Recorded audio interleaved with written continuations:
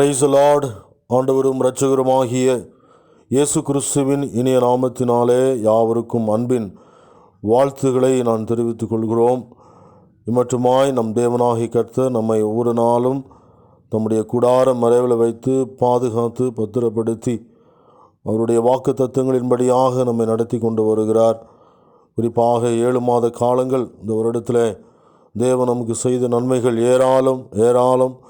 குறிப்பாக இந்த மார்ச் 23ஆம் தேதிக்கு பின்பு இந்த ஊரடங்கு நிமித்தமாய் பலவிதமான இன்னல்களை நாம் அநேகர் சந்தித்து வந்தாலும் அதன் நடுவிலும் தேவன் நம்மை நடத்தி வருகிற விதங்களை எண்ணி பார்க்கும் பொழுது நாம் நன்றி சொல்லாமல் இருக்கவே முடியாது. அவருடைய கரம் நம்மை ஒவ்வொரு நாளும் தாங்கி வருகிறது. ஆகவே தேவன் தொடர்ந்து இந்த நாளில் ஆண்டவரை ஆராதிப்பதற்கும் அவருடைய வார்த்தை கேட்பதற்கும் ஆண்டவர் கொடுத்த நல்ல தருணத்துக்காக ஆண்டவருக்கு நன்றி செலுத்துகிறேன். குறிப்பாக கடந்த வார ஞாயிற்றுக்கிழமை யூடியூப் மூலமாக ஆராதனை தேவ செய்தி சில தவிர்க்க முடியாத காரணத்தினாலே கொடுக்க முடியாத ஒரு சூழ்நிலை, அதற்காக நாங்கள் வருந்துகிறோம். ஆனாலும் தேவன் இன்றைக்கு அப்படி நல்ல ஒரு வாய்ப்பு தந்ததுக்காக தேவனை ஸ்தோத்தரிக்கிறோம். இப்பொழுது எல்லாரும் கண்களை மூடி இந்த நாள் ஆராதனை தேவன் ஆசீர்வதிக்கும்படியாக எல்லாம் கொஞ்ச நேரம் ஸ்தோத்திரம் பண்ணி கர்த்தரை துதிப்போம். Price the Lord. தேவன் தடைகள் மத்தியிலும் பலவிதமான பாடுகள் மத்தியிலும் கடந்து வந்து நம்மை தேவ சமூகத்தில் நம்மை ஒன்று கூட்டியிருக்கிறார். ஹல்லேலூயா. சோதரம். எங்கள் அன்பாக நேசிக்கிற எங்கள் அன்பின் பரலோக பிதாவே, தர்மியான ஆண்டவரே, இந்த மாதத்தின் இறுதி நாளுக்காக ஆண்டவருக்கு நன்றி செலுத்துகிறோம். இந்த பரிசுத்தமான ஓய்வு நாளிலும் ஆண்டவரே, எங்களுக்கு நல்ல பாடல் ஆராதனையை தருவீராக, நல்ல வார்த்தையை தருவீராக. துவக்கம் முதல் முடிவு வரையும் உடைய தெய்வீக பிரசன்னம் எங்களோடு கூட இருந்து எங்களை வழிநடத்தும்படியாய் உடைய பாதத்தில் வைக்கிறோம். நீரை முற்றிலுமாய் பொறுப்படுத்திக் கொள்வீராக. சகலமும் தேவனால் நேர்த்தி நடத்தப்பட வேண்டுமாய் ஆண்டவரும் இரட்சகருமாகிய இயேசு கிறிஸ்துவின் இனிய நாமத்தினால் ஜெபிக்கிறோம் நல்ல பிதாவே, ஆமென். Praise the Lord. நாம் தொடர்ந்து இந்த காலை வேளையில் எல்லாரும் சேர்ந்து ஒரு சில பாடல்களை பாடி ஆண்டவரை ஆராதிக்க இருக்கிறோம். நம் தேவன் நினைப்பதற்கும் நாம் வேண்டிக் கொள்வதற்கும் அதிகமாய் செய்கிற ஆண்டவர். முதலாவது கைதட்டி பாடி அவருடைய சமூகத்தில் நாம் மகிழ்ந்திருப்போம். எல்லாருக்கும் தெரிந்த பழைய பாடல், கைதட்டி பாடி மகிழ்ந்திருப்போம், கர்த்தர் சமூகத்தில் களி கூறுவோம் என்ற பாடலை நாம் பாடி கர்த்தருடைய நாமத்தை நாம் மகிமைப்படுத்துவோமாக.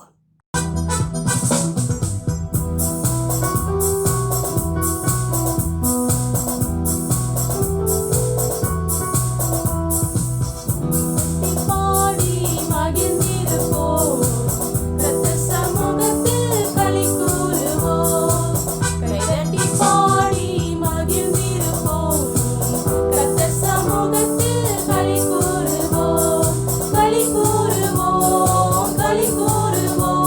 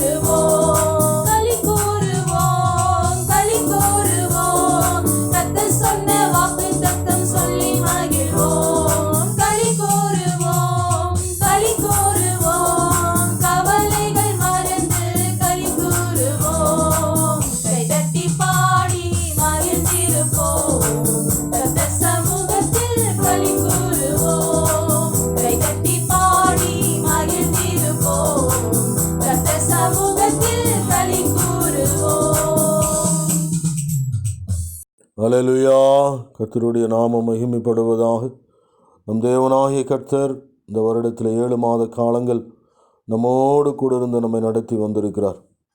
நானே உன்னை நடத்துகிற தேவனாகிய கர்த்தர் என்று சொல்லி ஒவ்வொரு நாளும் தேவன் தம்முடைய வலது கரத்தினாலே நம்மை பிடித்து நடத்த வேண்டிய வழியிலே நம்மை நடத்தி வந்திருக்கிறார். எபினேசராக இருந்து நமக்கு செய்த எல்லா நன்மைகளை எண்ணி நம்மை விளைத்தள்ளும்படியாக எத்தனித்த காரியங்கள் உண்டு. ஆனாலும் தேவன் அவைகள் எல்லாவற்றிலும் நம்மை நிற்க வைத்து கூடவே இருந்து நடத்தினாரே. எத்தனை பேர் அதையெல்லாம் எண்ணி ஆண்டவருக்கு நன்றி சொல்லி, எத்தனையோ பேர் நம்மை மறந்து போயிருக்கலாம், எத்தனையோ பேர் நம்மை தூசித்து இருக்கலாம், எத்தனையோ பேர் நம்மை துரித்து விட்டு இருக்கலாம். ஆனாலும் கூடவே இருந்து நம்மை மறவாதபடி உள்ளங்கைகளிலே வரைந்து வைத்திருக்கிறேன் என்று சொன்ன ஆண்டவர் நம்மோடு கொடுத்து நம்மை நடத்தினாரே. உள்ளத்தின் ஆழத்திலிருந்து நம்ம எல்லாரும் நன்றி சொல்லுவோம். எல்லாரும் சோத்திர கரங்களை உயர்த்தி சொல்லலாமே. எபினேசர் நீர்தானையா இதுவரை நடத்தினீரே. எபினேசர் நீர்தானையா இதுவரை நடத்தினீரே. எல்ரோய் எல்ரோய் என்னையும் கண்டீரே. எப்படி நான் நன்றி சொல்வேன். எல்ரோய் எல்ரோய் என்னையும் கண்டீரே. எப்படி நான் நன்றி சொல்வேன். நன்றி நன்றி ஐயா. கோடி கோடி நன்றி ஐயா. நன்றி நன்றி ஐயா. கோடி கோடி நன்றி ஐயா. மறவாமல் நினைத்தீரையா. மனதார நன்றி சொல்வேன். என்னை மறவாமல் நினைத்தீரையா. மனதார நன்றி சொல்வேன். இரவும் பகலும் என்னை நினைந்து இதுவரை நடத்தினீரே. இரவும் பகலும் என்னை நினைந்து இதுவரை நடத்தினீரே. நன்றி நன்றி ஐயா.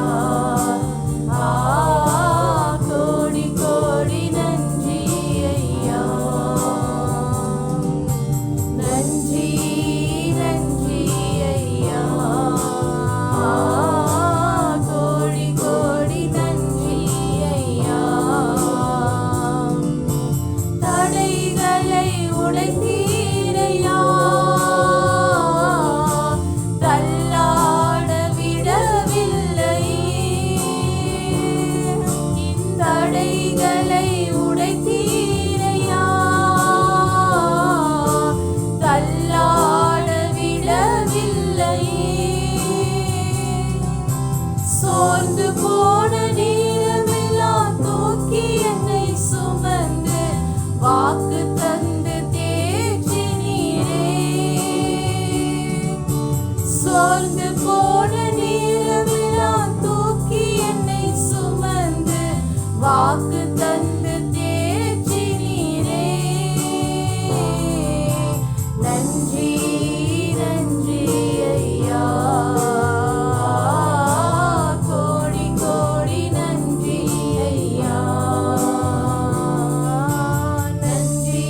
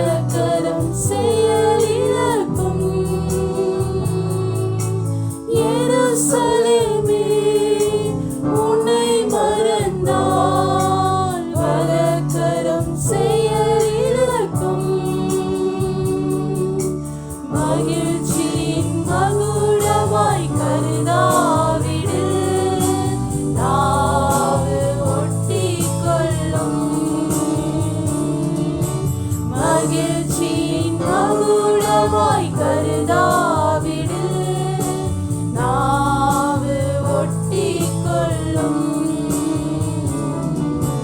மகிழ்ச்சியின் மகுடம் நீதானையா, என் மனவாளரே உம்மை மறவே. மகிழ்ச்சியின் மகுடம் நீதானையா, என் மனவாளரே உம்மை மறவே. பகல் நேர பாடல் நீரே, இரவெல்லாம் கனவு நீரே. மேலான சந்தோஷ நீரே, நாளெல்லாம் உம்மை பாடுவேன். மேலான சந்தோஷம் நீரே, நாளெல்லாம் உம்மை பாடுவேன். கவலைகள் பெருகி கலங்கும் போது மகிழ்வித்தீரும் அன்பினார். கவலைகள் பெருகி கலங்கும் போது மகிழ்வித்தீரும் அன்பினார். கால்கள் சறுக்கி தடுமாறும் போது தாங்கி நீர் கிருபையினார். கால்கள் சறுக்கி தடுமாறும் போது தாங்கி நீர் கிருபையினார். மகிழ்ச்சியின் மகுடம் நீதானையா, என் மனவாளரே உம்மை மறவேன். மகிழ்ச்சியின் மகுடம் நீதானையா, என் மனவாளரே உம்மை மறவேன். பகல் நேர பாடல் நீரே, இரவெல்லாம் கனவு நீரே. என் மேலான சந்தோஷம் நீரே, நாளெல்லாம் உம்மை பாடுவேன். என் மேலான சந்தோஷம் நீரே, நாளெல்லாம் உம்மை பாடுவேன். ஹல்லேலூயா, பிரைஸ் தி லார்ட். நம் தேவனாகிய கர்த்தர் நம்மத்திலே பெரிய காரியங்களை செய்வதற்கு அவர் உண்மையுள்ளவராக இருக்கிறார். அவர் நமக்கு உதவி செய்வதற்கு ஒருவரும் உதவி தேவையில்லை. அவருடைய கரத்தின் வல்லமை எல்லாவற்றையும் செய்து முடிக்கக்கூடியதாக இருக்கிறது. ஆகவே இந்த நாளில் நாம் இந்த ஒருவராய் பெரிய அதிசயம் செய்பவர், சேரக்கூடாத வழியிலே இருப்பவர் என்கிற இந்த பாடலை எல்லாம் உற்சாகமாய் கரங்களை தட்டி பாடி கர்த்தருடைய நாமத்தை நாம் மகிமைப்படுத்துவோமாக. ஆமென்.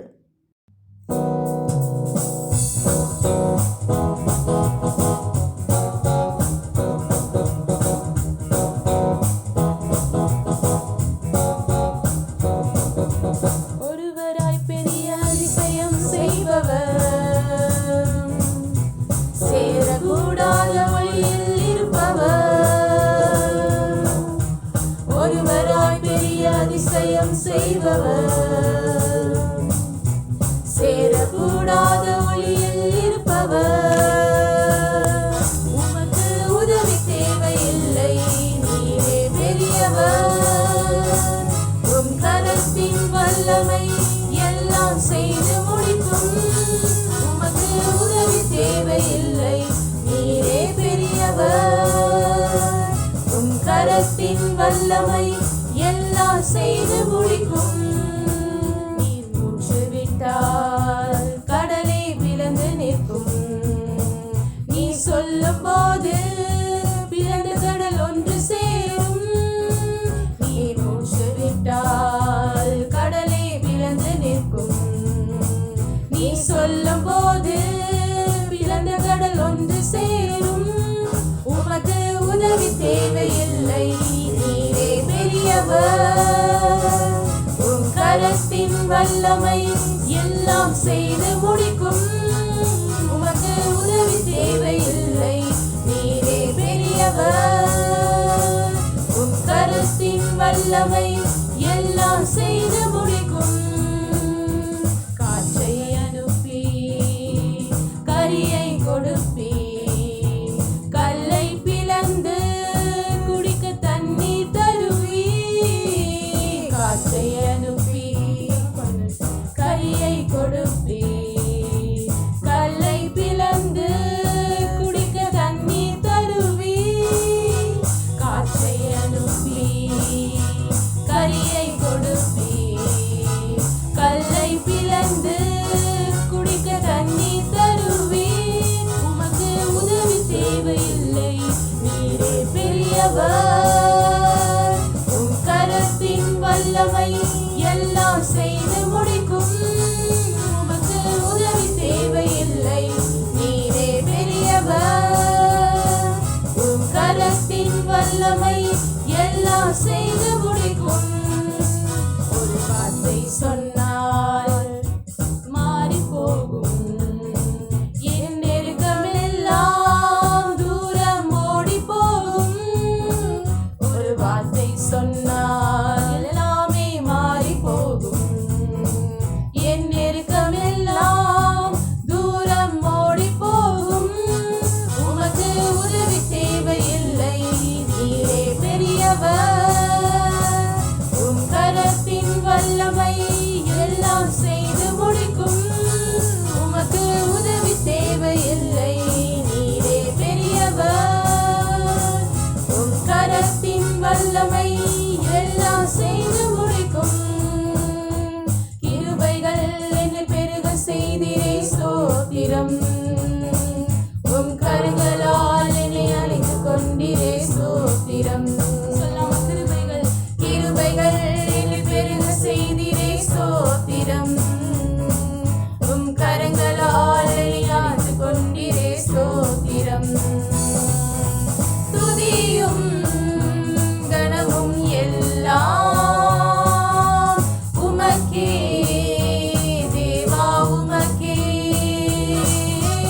துதியும் கனமும் எல்லாம் உமக்கே தேவா, உமக்கே.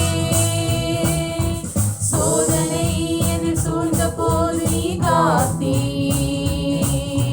வேதனை என்னில் வந்த போது துணை நின்றீ. சோதனை என்னை சூழ்ந்த போது நீ காத்தீ, வேதனை என்னில் வந்த போது துணை நின்றீ. துதியும் கனமும் எல்லாம்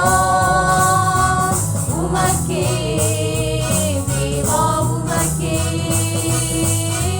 துதியும் கனமும் எல்லாம் உமக்கே தேவா, உமக்கே. கண்ணீரில் வந்த போது நீ துடைத்தீ, என் ஏக்கங்கள் எல்லாம் நீரே தீர்த்தீ. கண்ணீரில் வந்த போது நீ துடைத்தீ, என் ஏக்கங்கள் எல்லாம் நீரே தீர்த்தீ. சொல்லாமா துதியும் கனமும் எல்லாம் உமக்கே தேவா, உமக்கே. துதியும் கனமும் எல்லாம் உமக்கே தேவா, உமக்கே. மகிமை கனமும் எல்லாம் உமக்கே தேவா, உமக்கே. புகழும் கனமும் எல்லாம் உமக்கே தேவா, உமக்கே. துதியும் கனமும் எல்லாம் உமக்கே தேவா, உமக்கே. துதியும் கனமும் எல்லாம்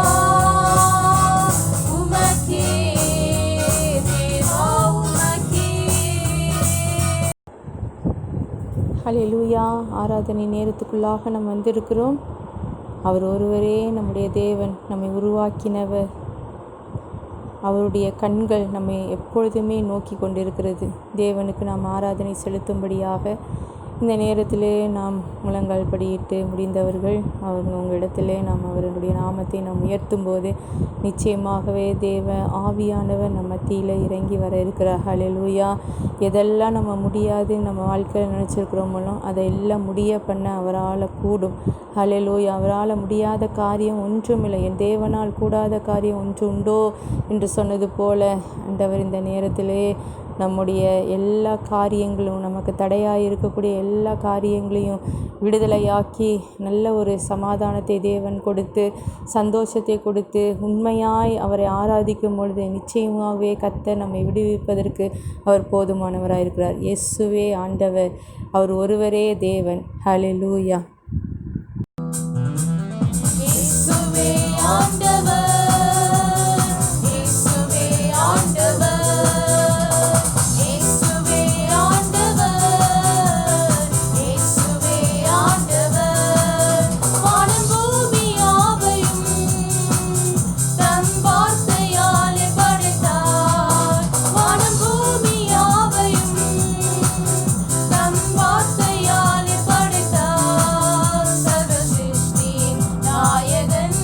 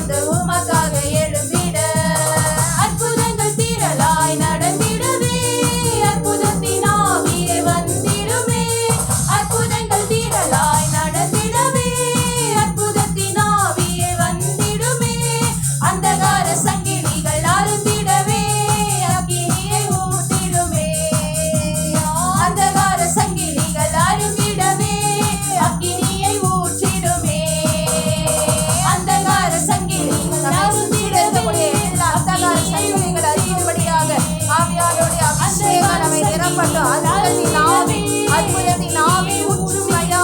வாக்குத்தத்த ஆவி ஊற்றும் தகப்பனே. ஹல்லேலூயா.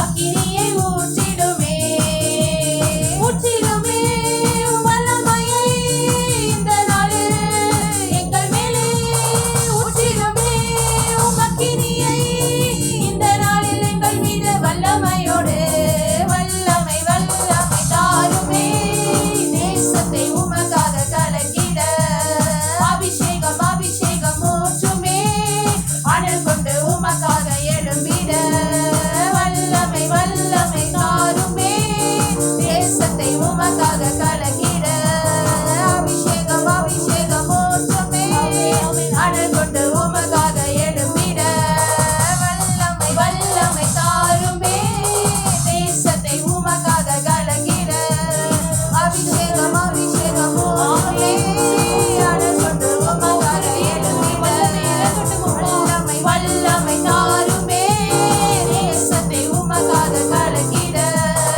அபிஷேகம் அபிஷேகம் ஊற்றுமே அனல் கொண்டு உமக்காக எழும்பிட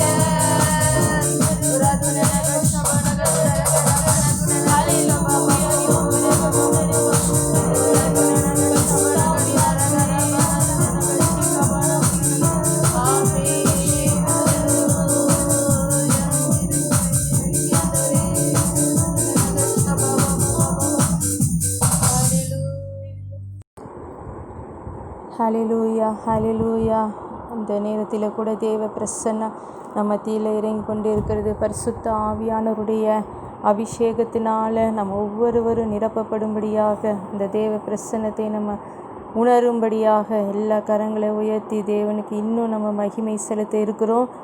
ரோமர் 5ஆம் அதிகாரத்திலே சொல்லப்பட்டது போல நமக்கு அருளப்பட்ட பரிசுத்த ஆவியினாலே தேவ அன்பு நம்முடைய இருதயங்களில் ஊற்றப்பட்டிருக்கிறபடியால் அந்த நம்பிக்கை நம்மை வெட்கப்படுத்தாது. ஹல்லேலூயா. பரிசுத்த ஆவியானவர் மென்மையானவர், தேற்றரவாளன், நம்மை அரவணைக்கிறவர், ஆறுதல் படுத்துகிறவர், எப்படிப்பட்டதான துன்பத்திலும் நமக்கு ஆறுதலை கொடுக்கிற தேவனாய் அவர் அசைவாடி கொண்டிருக்கிறார். ஹல்லேலூயா. எல்லா கரங்களை உயர்த்தி பரிசுத்த ஆவியானவரை நாம் மகிமைப்படுத்தி இந்த பாடலை பாடுவோம். பனி போல பெய்யும் பரிசுத்தரே என்கிற பாடல். ஹல்லேலூயா.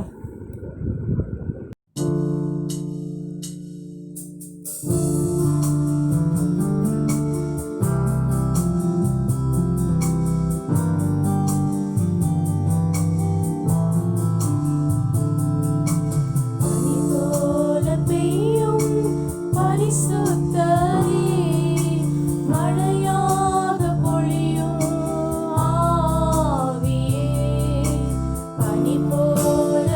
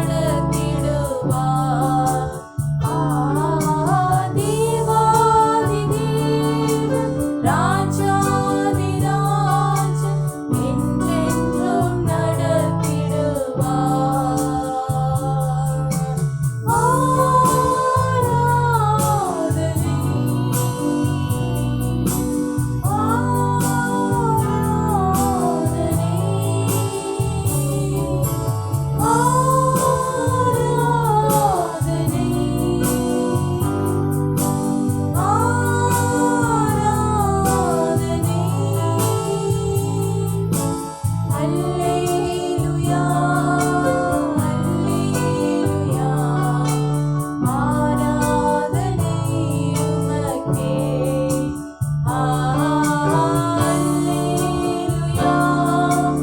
அல்லேலூயா ஆராதனை உமக்கே அல்லேலூயா அல்லேலூயா ஆராதனை உமக்கே அல்லேலூயா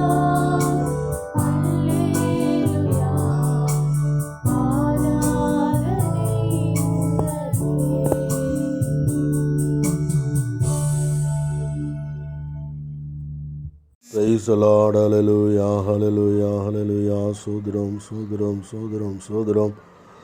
தேவன் கொடுத்ததான இந்த நல்ல ஆராதனைக்காக ஆண்டவரே உமக்கு நன்றி செலுத்துகிறோம். கர்த்தாவே, நீர் எங்கள் மத்தியிலே பிரசன்னராயிருந்து ஆண்டவரே நம்முடைய ஆலயக்குள்ளாக எங்களை நடத்துகிறீர்கள். நன்றி அப்பா.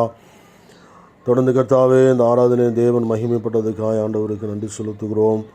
ஒவ்வொரு வீடுகளிலும் உடைய மகிமையின் பிரசன்னம் கடந்து வருவதாக ஆண்டவரே. தொடர்ந்து ஆண்டவரே மீதம் இருக்கிற ஒவ்வொரு பகுதியும் என் தேவன் பொறுப்பெடுக்கும்படி உடைய கரத்தில் எங்களை தாழ்த்தி ஒப்பு கொடுக்கிறோம். வருகிற இந்த 8வது மாதம் ஆண்டவரே எங்களுக்கு ஒரு மகிமையுள்ள மாதமாக இருப்பதற்கு என் தேவன் அனுகிரகம் பண்ணும்படி உடைய சமூகத்தில் எங்களை தாழ்த்தி எங்களை வெறுமையாக்குகிறோம். நீரே பொறுப்பெடுத்துக் கொள்வீராக. துதியும் கனம் மகிமைக்கு ஒருவருக்கே செலுத்துகிறோம். இயேசுவின் மூலம் பிதாவே, ஆமேன். Price the Lord. தேவன் கொடுத்ததான இந்த நல்ல ஆராதனைக்காக ஆண்டவருக்கு நான் நன்றி செலுத்துகிறேன். தொடர்ந்து இப்பொழுதும் கர்த்தருடைய வார்த்தைக்கு நேராக நாம் கடந்து செல்லிருக்கிறோம். அதற்கு முன்பதாக சங்கீதத்திலிருந்து ஒரு பகுதியை நாம் வாசிப்போம். 118ஆம் சங்கீதம் 1-15 வசனங்களை அடியேன் வாசிக்கிறேன். என்னோடு சேர்ந்து நீங்களும் வாசிக்கும்படி அன்போடு கேட்டுக்கொள்கிறேன். 118ஆம் சங்கீதம் 1-15 வசனங்களை நாம் வாசிப்போம். கர்த்தரை துதியுங்கள், அவர் நல்லவர், அவர் கிருபை என்றும் உள்ளது.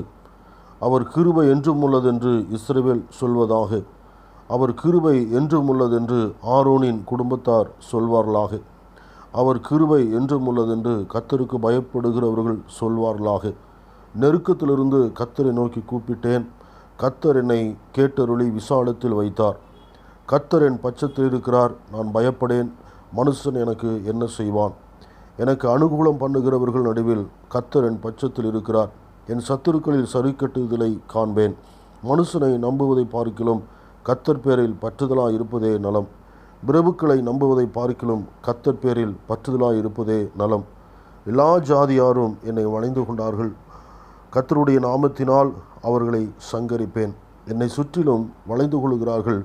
கர்த்தருடைய நாமத்தினால் அவர்களை சங்கரிப்பேன். தேனீக்களைப் போல என்னை வளைந்து கொள்கிறார்கள். முள்ளில் பற்றின நெருப்பைப் போல் அணைந்து போவார்கள். கர்த்தருடைய நாமத்தினால் அவர்களை சங்கரிப்பேன். நான் விழும்படி நீ என்னை தள்ளினாய். கர்த்தரோ எனக்கு உதவி செய்தார். கர்த்தர் என் பலனும் என் கீதவுமானவர், அவர் எனக்கு இரட்சிப்புமானவர். நீதிமான்களுடைய கூடாரங்களில் இரட்சிப்பின் கம்பீர சத்தம் உண்டு. கர்த்தரின் வலதுகரம் பராக்கிரம் செய்யும் என்பது. ஆமென். Praise the lord. தேவனாகிய கர்த்தர் இம்மட்டுமாய் நம்மை நடத்தி வந்திருக்கிறார். கடந்த 7 மாதங்கள் தேவன் நம்மோடு கூட இருந்து நம்மை பராமரித்து இந்த 7வது மாதத்தின் இறுதி நாளையும் காண செய்த ஆண்டவருக்கு நான் நன்றி செலுத்துகிறேன். எல்லாருக்கும் பாராட்டுதலை தெரிவிக்கிறேன். கர்த்தருக்குள் அர்ப்பணித்து தேவ சமூகத்தில் தொடர்ந்து ஜெபத்தில் தரித்திருங்கள். ஒரு நாளும் சோர்ந்து போகாதபடி தேவ பலனை பெற்றுக்கொண்டு தொடர்ந்து ஓடுவதற்குரியதான திராணியை பெற்றுக்கொண்டு தேவனோடு நெருங்கி இருங்கள். கர்த்தர் ஏற்ற காலத்தில் எல்லாவற்றையும் அனுகூலமாய் அமைத்து கொடுப்பதற்கு அவர் உண்மையுள்ள தேவனாக இருக்கிறார்.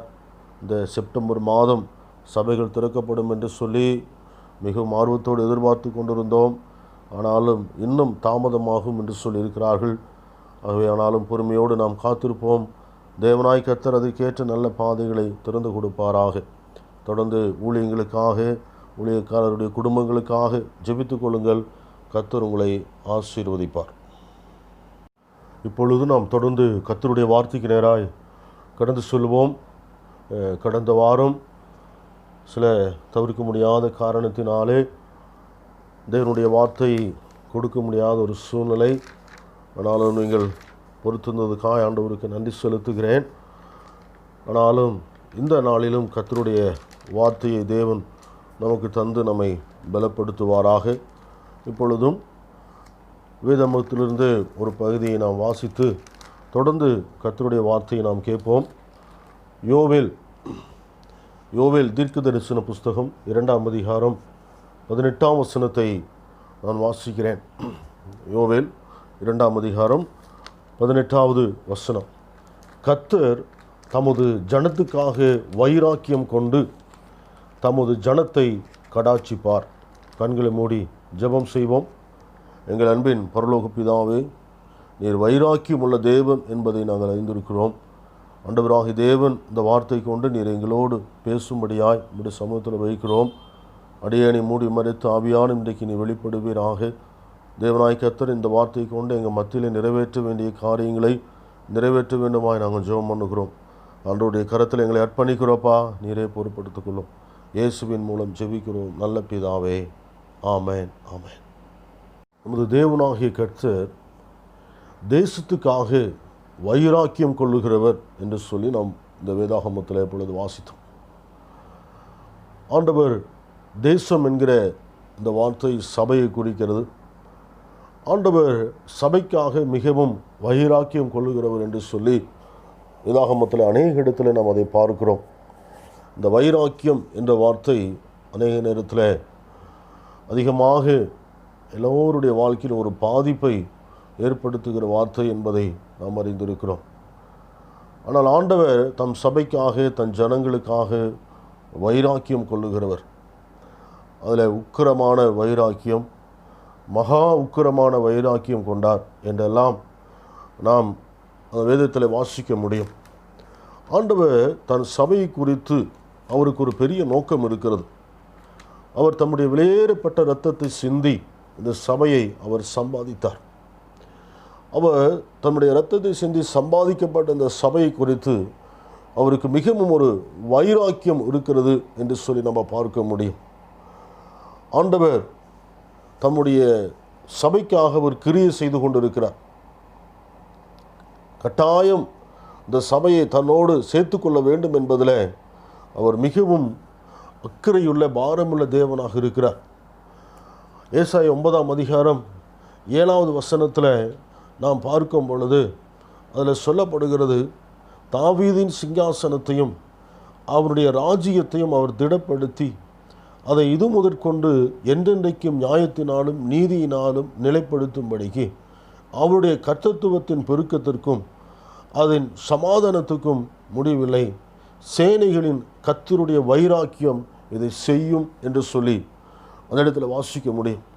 தேவன் சபைக்காக மிகவும் வைராக்கியம் காண்பிக்கிற தேவனாக இருக்கிறார்.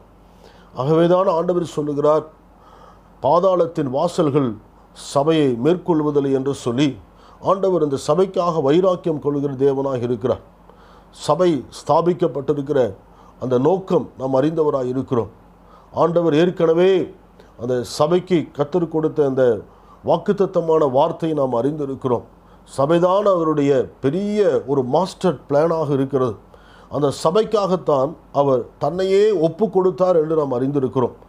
அந்த சபையை கரை திரை இல்லாத ஒரு சபையாக மாற்றி ஆண்டவர் அந்த சபையை தன்னோடு சேர்த்து கொள்ள வேண்டும் என்பதற்காகத்தான் சிலுவையில் தன் ஜீவனையே அவர் கொடுத்தார். Price the Lord. ஆகவே அந்த சபையினுடைய நோக்கத்தை நிறைவேற்ற வேண்டும் என்கிறதில் அவர் மிகுந்த அக்கறையுள்ள தேவனாக இருக்கிறார். அவருடைய வைராக்கியம், அந்த வைராக்கியம் சாதாரணமான வைராக்கியம் அல்ல. வேதத்தில் வாசிக்கிறோம், உக்கிரமான வைராக்கியம், மகா உக்கிரமான வைராக்கியம் என்று எழுதப்பட்டிருக்குது. ஆண்டவர் தன்னை வெளிப்படுத்தும் பொழுது சீயோனுக்காக, எருசலேமுக்காக மகா உக்கிரமான வைராக்கியம் கொண்டுள்ளேன் என்று சொல்லி ஆண்டவர் வேதாகமத்தில் சொல்லுகிறதை நம்ம பார்க்க முடியும். சகரியா 8ஆம் அதிகாரம் 2வது வசனத்தில் நீங்கள் எடுத்து வாசிப்பீப்பானால் அதில் சொல்லப்படுகிறது, நான் சீயோனுக்காக கடும் வைராக்கியம் கொண்டேன், அதற்காக மகா உக்கிரமான வைராக்கியம் கொண்டேன் என்று சேனைகளின் கர்த்தர் சொல்லுகிறார். அல்லேலூயா. அப்போ ஆண்டவர் தம் சபைக்காக, சீயோனுக்காக, மகா உக்கிரமான சீயோனுக்காக மாத்திரமல்ல, அதில் சொல்லப்படுகிறது சகரியா 1:14 நம்ம வாசிப்போமானால் அதிலையும் சொல்லப்படுகிறது, அப்போது என்னோடு பேசின தூதன் என்னை நோக்கி, சேனைகளின் கர்த்தர் உரைக்கிறது என்னவென்றால், நான் எருசலேமுக்காகவும் சீயோனுக்காகவும் மகா வைராக்கியம் கொண்டிருக்கிறேன் என்று சொல்லி ஆண்டவர் சொல்லுகிறார். அல்லேலூயா.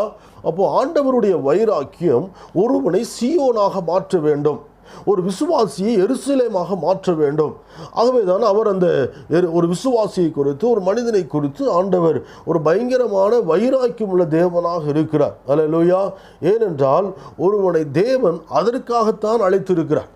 சீயோனாக மாற வேண்டும், எருசலேமாக மாற வேண்டும் என்பதுதான் அவருடைய பெரிதான நோக்கமாக இருக்கிறது. ஒரு விசுவாசினா அவனுடைய கோல், அவனுடைய இலக்கு என்னவென்றால் எருசலேம். ஒரு ஊழியக்காரன் அவனுடைய கோல் சீயோன், அவனுடைய இலக்கு சீயோன். அப்போ அவனை அந்த இடத்துல கொண்டு போய் நிற்பாட்ட வேண்டும் என்பது தேவனுடைய பெரிதான திட்டமாக இருக்கிறது. அப்போ அவனை அந்த இடத்தில் கொண்டு போய் நிற்பாட்ட வேண்டும் என்பதற்காக ஆண்டவர் மிகவும் வைராக்கியம் கொண்டு அவனோடு இடைப்பட்டு கொண்டே இருக்கிறார். அந்த தனிப்பட்ட மனிதனோடு, ஒரு விசுவாசியோடு, ஒரு ஊழியனோடு அவனை அந்த இடத்துல கொண்டு வந்து நிற்பாட்ட வேண்டும் என்பதற்காக அனுதினமும் அவனோடு இடைப்பட்டு கொண்டே இருக்கிறார். ஏன் ஆண்டவர் சில பலவீனங்களை அனுமதிக்கிறார்? ஏன் ஆண்டவர் வியாதிகளை அனுமதிக்கிறார்? ஏன் ஆண்டவர் உடைக்கப்படுகிற நிலைமைக்கு நம்மை தள்ளுகிறார்? ஏன் ஆண்டவர் சில நேரத்தில் நம்மை சிட்சித்து கொண்டே இருக்கிறார்? மற்றவர்களுக்கு அந்த சிச்சை இல்லையே, மற்றவர்களுக்கு ஏன் அந்த பாடுகள் இல்லையே? ஆனால் ஏன் என்று சொன்னால், நீங்களும் நானும் தேவன் நம்மை குறித்து வைத்திருக்கிற இலக்கை அடைய வேண்டும் என்பது தேவன் நம்மை குறித்து வைத்திருக்கிற வைராக்கியம். Price the Lord. அவருடைய ஆத்மாவோடு தேவன் இடைப்பட்டு கொண்டே இருக்கிறார். அல்லேலூயா. அப்போ தான் அவன் அந்த பாடுகள் வரும் பொழுது, அப்படி சிக்ஷைகள் வரும் பொழுது அவனுடைய இருதயம் குத்தப்பட்டு நொறுக்கப்பட்டு தன்னைத்தானே ஒப்பு கொடுத்து பிரதிஷ்டை பண்ணி அவன் தன்னை சரிப்படுத்தி கொண்டு அந்த ஆவியோடு இடைப்பட முடியும் என்பதற்காகத்தான் தேவன் நம்முடைய வாழ்க்கையில் சிக்ஷைகளை அனுமதித்து கொண்டே இருக்கிறார். அல்லேலூயா. அவன் தன்னை காத்து கொள்ள வேண்டும், அவன் தன்னை அர்ப்பணிக்க வேண்டும் என்பது தேவனுடைய பெரிதான ஒரு பாரம், தேவனுடைய பெரிதான ஒரு நோக்கம், அவருடைய வைராக்கியம். தேவனுக்கு தன்னுடைய ஜனங்கள் எருசலேமாய் மாற வேண்டும், சீயோனாய் மாற வேண்டும். அல்லேலூயா. ஆகவே அவர் பயங்கர வைராக்கியம் கொண்டவராக இருக்கிறார். அல்லேலூயா. ஆமென். எப்படி பிள்ளைகளை குறித்து ஒரு பேரண்ட்டுக்கு வைராக்கியம் இருக்கிறதோ, ஆமென், அதே போல தகப்பனாகிய நம் ஆண்டவருக்கு நம்மை குறித்து ஒரு வைராக்கியம் இருக்கிறது. பிள்ளைகளை குறித்து பேரண்ட்டுக்கு வைராக்கியம் இருக்கிறது. ஆனால் பிள்ளைகளுக்கு அந்த வைராக்கியம் இருக்கிறதா என்பதை நாம் அறிய முடியாது. அப்போது பிள்ளைகளுக்கும் அந்த வைராக்கியம் இருக்கும் பொழுது தான் பேரண்ட் என்ன ஒரு நோக்கம் வைத்திருக்கிறாரோ அதை செயல்படுத்த முடியும். அப்படி இல்லை என்று சொன்னால், பிள்ளைகளுக்கு அந்த வைராக்கியம் இல்லை என்று சொன்னால் அது செயல்படுத்தப்பட முடியாது. சில பெற்றோர் பிள்ளைகளை ஊழியத்திற்காக பிரதிஷ்டை பண்ணி அதற்காக அவர்கள் மிகவும் வைராக்கியமாய் கொண்டு வருகிறார்கள். அந்த அழைப்பை பிள்ளைகளுக்கு இல்லை என்று சொன்னால் அதில் எந்த விதமான பிரயோஜனம் இல்லை. பிள்ளைகள் எப்படி ஆயினும் ஒரு IAS ஆஃபீஸராக வேண்டும், பிள்ளைகள் நல்ல ஒரு கலெக்டராக்க வேண்டும் என்று சொல்லி அவர்கள் சிறு வயதிலேயே பிள்ளைகளுக்காக ஒரு பிரதிஷ்டை பண்ணி அதை வைராக்கியத்தோடு செயல்படுத்த வேண்டும் என்று சொல்லி பெற்றோர்கள் மிகவும் கவனமாக அதற்காக மிகவும் பிரயாசப்படுகிறார்கள். ஆனால் பிள்ளைகளுக்கு அந்த பாரம் இல்லை, பிள்ளைகளுக்கு அந்த வைராக்கியம் இல்லை. ஆகவே அது செயல்படுத்த முடியாமல் போய்விடுகிறது. அவன் ஒரு சிறு வகுப்பிலேயே அவன் தேர்ச்சி பெறாமல் போய்விடுகிறான். ஆனால் தேவன் அதே போல தான் அவன் காரணம், தேவன் நமக்கு வைத்திருக்கிற, நம்மை குறித்து வைத்திருக்கிற ஒரு தரிசனம். அல்லேலூயா. ஆமென். சோத்திரம். சில விசுவாச பிள்ளைகள் தேவன் வைத்திருக்கிற அந்த ஸ்தானத்துக்கு போக முடியாமல் இருக்கிறது காரணம் என்னவென்று சொன்னால் தரிசனம் இல்லை, தேவனுடைய திட்டத்துக்கு நேரம் அர்ப்பணிக்கவில்லை. Price the lord. ஆமென். ஆகவே இன்றைக்கு எப்பொழுது பெற்றோருக்கும் பிள்ளைகளுக்கும் ஒரே தரிசனம் இருக்கும் பொழுது அந்த பிள்ளைகள் அதை அடைவதற்கு ஏதுவாக இருக்கிறதோ, அதே போல தேவன் நம்மை குறித்து வைத்திருக்கிற தரிசனம், தேவன் நம்மை குறித்து வைத்திருக்கிற திட்டம், அதே போல நாமும் அந்த தரிசனத்தோடு இணைந்து கடந்து போவோமானால் கட்டாயம் தேவன் நம்மை அந்த நிலைக்கு கொண்டு போவதற்கு உண்மையுள்ள தேவனாக இருக்கிறார். ஆகவேதான் அவருடைய வைராக்கியம் அதை செய்யும். Price the Lord. எத்தனை பேர் விசுவாசிக்கிறீங்க? அல்லேலூயா. எசேக்கியேல் 39 அதிகாரத்தில் நாம் வாசிக்க முடியும். அது பிதாவினுடைய வைராக்கியத்தை குறித்து நம்ம பார்க்கிறோம். எசேக்கியேல் 39:26 நாம் இப்படியாக வாசிக்க முடியும். அதில் சொல்லப்படுகிறது, அவர் பரிசுத்த நாமத்துக்காக வைராக்கியமாக இருக்கிறேன் என்று சொல்கிறார். அல்லேலூயா. முதலாவது பார்த்தோம், ஆண்டவர் அந்த எருசலேமுக்காக வைராக்கியம் கொண்டவராக இருக்கிறார். சீயோனுக்காக, சபைக்காக அவர் வைராக்கியம் கொண்டவராக இருக்கிறார். அதே போல் அவருடைய நாமத்திற்கு அவர் வைராக்கியம் கொண்ட தேவன். அல்லேலூயா. ஒரு நாளும் தன்னுடைய பெயருக்கு இழுக்கு வருவதற்கு அவர் அனுமதிக்கவே மாட்டார். தன்னுடைய பெயரை விட்டு கொடுக்கவே மாட்டார். வேதம் வாசிக்கிறேன், மகிமை நான் ஒருவருக்கும் விட்டு கொடேன். ஆண்டவர் தன்னுடைய நாம மகிமைக்காக வைராக்கியமாக கிரியை செய்கிற தேவனாக இருக்கிறார். தன்னுடைய நாமம் தூசிக்கப்படுகிறது என்று சொன்னால் அவர் ஒரு நாளும் அதை அனுமதிக்கவே மாட்டார். அதனால தான் தேவனுடைய நாமத்தை குறித்து வீணிலே வழங்கக்கூடாது என்று எழுதப்பட்டிருக்கிறார். பழைய ஏற்பாட்டு காலத்தில் வாசிப்போமானால் யெகோவா என்ற வார்த்தையை அவர்கள் யூதர்கள் அவசியம் இல்லாமல் அதை பயன்படுத்தவே மாட்டார்கள்.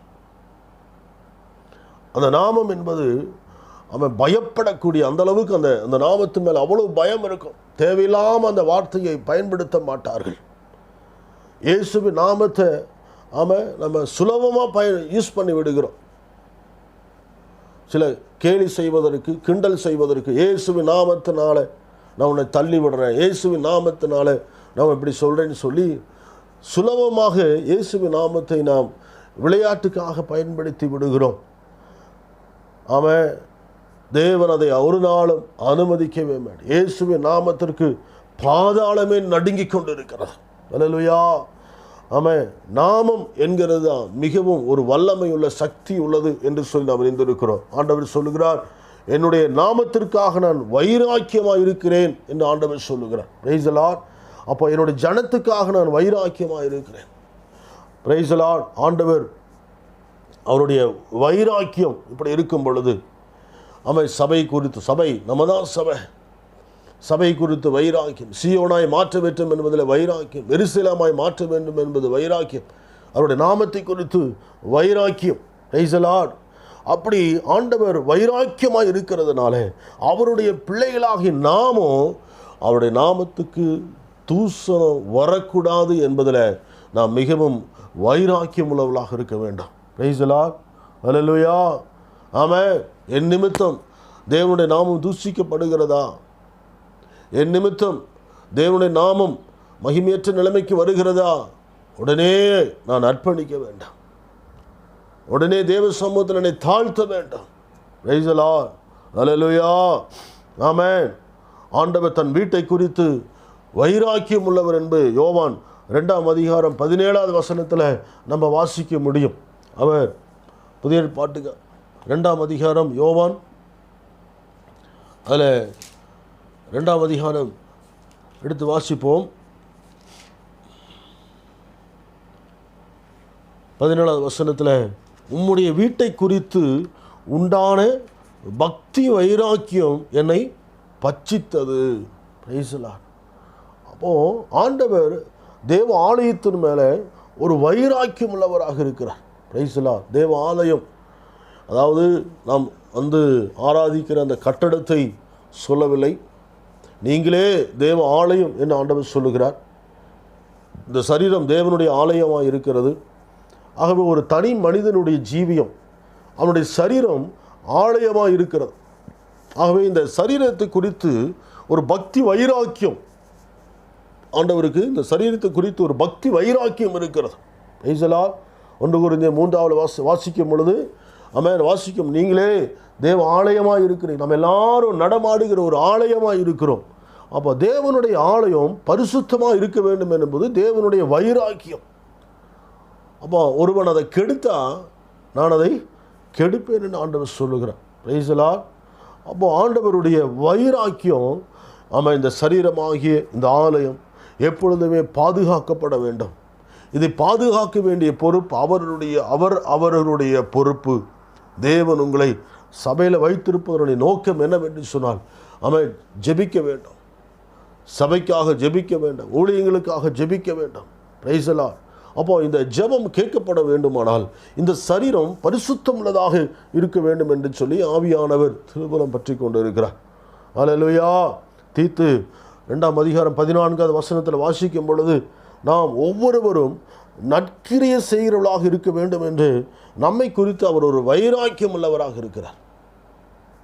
தீத்து 2ஆம் அதிகாரம் 14வது வசனத்தில் வாசி பாருங்க. அவன் தேவனால் தெரிந்து கொள்ளப்பட்ட அழைக்கப்பட்ட நாம் அவன் நற்கிரியை செய்வதற்கு அவன் நம்மை ஆண்டவர் வைராக்கியம் உள்ள தேவனாக இருக்கிறார். அல்லேலூயா. ஒன்று மறுசொன்னே, இந்த சரீரம் தேவாலயம், இது தேவாலயம், இது பரிசுத்தமாக இருக்க வேண்டும்.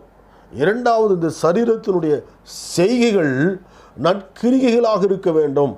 Price the Lord, price the Lord. அப்போ நம்ம செய்கிற செயல்கள் பிறருக்கு இடரல் உண்டாயிருக்குமே ஆனால் அதற்காக நாம் தேவனிடத்தில் வருந்துகிறோம். ஆமாம், கடந்த நாட்களில் சில செய்கைகள் இடரலாக இருக்கிறது என்று கேள்விப்பட்ட உடனே கண்ணீரோடு ஆண்டவரிடத்தில் அவன் அர்ப்பணித்தோம், தங்களை தாழ்த்தினோம். ஆமாம், இந்த சரீரத்தினுடைய செயல்கள் ஒரு நாள் மற்றவர்களுக்கு இடரல் உண்டாயிருக்கக்கூடாது. இந்த சரீரத்துக்கு ஒரு மீட்பு இருக்கிறது. இந்த சரீரத்தில் தான் தேவ சித்தத்தை செய்ய முடியும். இந்த சரீரம் தான் மறுரூபமாக்கப்படுகிறது.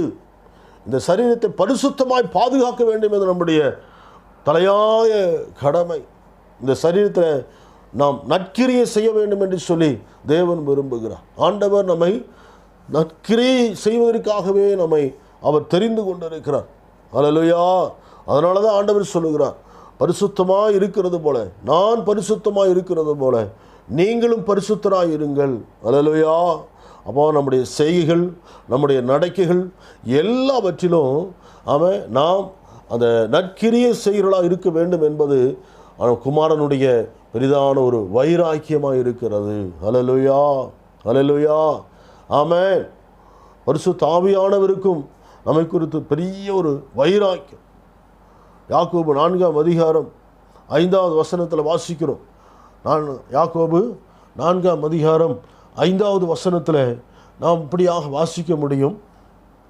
பரிசுத்த ஆவியானவர் நமக்குள்ளே 4ஆம் அதிகாரம் 5வது வசனத்தில் நம்மில் வாசமாக இருக்கிற ஆவியானவர் நம்மிடத்தில் வைராக்கிய வாஞ்சையாக இருக்கிறார் என்று வேத வாக்கியம் வீணாய் சொல்லுகிறது நினைக்கிறீர்களா?